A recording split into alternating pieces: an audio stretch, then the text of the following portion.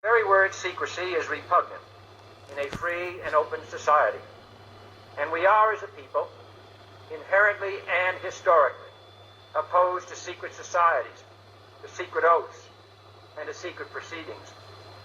We decided long ago that the dangers of excessive and unwarranted concealment of pertinent facts far outweighed the dangers which are cited to justify it. Even today, there is little value in opposing the threat of a closed society by imitating its arbitrary restrictions. Even today, there is little value in ensuring the survival of our nation if our traditions do not survive with it. And there is very grave danger that an announced need for increased security will be seized upon by those anxious to expand its meaning to the very limits of official censorship and concealment. That I do not intend to permit to the extent that it's in my control. And no official of my administration, whether his rank is high or low, civilian or military, should interpret my words here tonight as an excuse to censor the news, to stifle dissent, to cover up our mistakes, or to withhold from the press and the public the facts they deserve to know.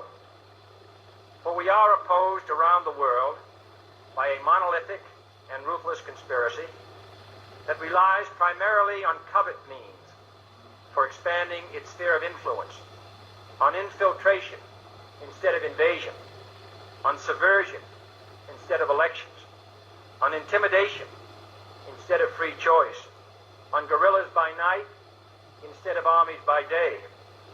It is a system which has conscripted vast human and material resources into the building of a tightly knit, highly efficient machine that combines military, diplomatic, intelligence, economic, scientific, and political operations.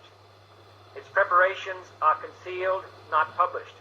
Its mistakes are buried, not headlined. Its dissenters are silenced, not praised. No expenditure is questioned, no rumor is printed, no secret is revealed.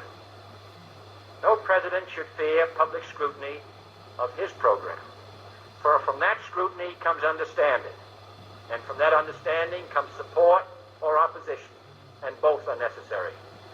I am not asking your newspapers to support an administration, but I am asking your help in the tremendous task of informing and alerting the American people. For I have complete confidence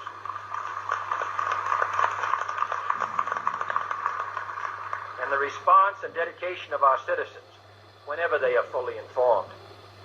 I not only could not stifle controversy among your readers, I welcome it. This administration intends to be candid about its errors. For as a wise man once said, an error doesn't become a mistake until you refuse to correct it. We intend to accept full responsibility for our errors, and we expect you to point them out when we miss them. Without debate, without criticism, no administration and no country can succeed, and no republic can survive.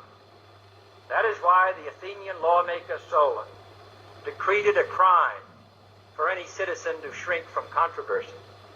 And that is why our press was protected by the First Amendment, the only business in America specifically protected by the Constitution, not primarily to amuse and entertain, not to emphasize the trivial and the sentimental, not to simply give the public what it wants, but to inform, to arouse, to reflect, to state our dangers and our opportunities, to indicate our crises and our choices, to lead, mold, educate, and sometimes even anger.